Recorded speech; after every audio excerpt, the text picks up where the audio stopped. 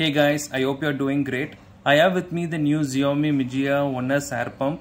This is the latest model with 4000 mAh battery and Type-C charging. This is basically a portable air pump. They have 4 options: bicycle, bike, car, and another one for volleyball or football. You can also use this for your portable air pillow as well. And they also have this LED light with SOS, which can be pretty useful during night time.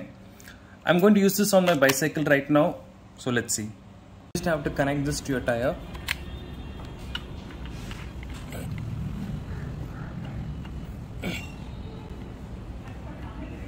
And once you connect, you can find the PSI of your tire, the pressure of your tire. Then you can set your desired value. For example, if I want to set 35, I just have to set the value and I have to click this button.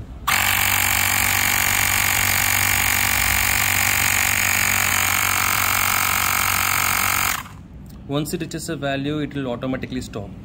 And that's all.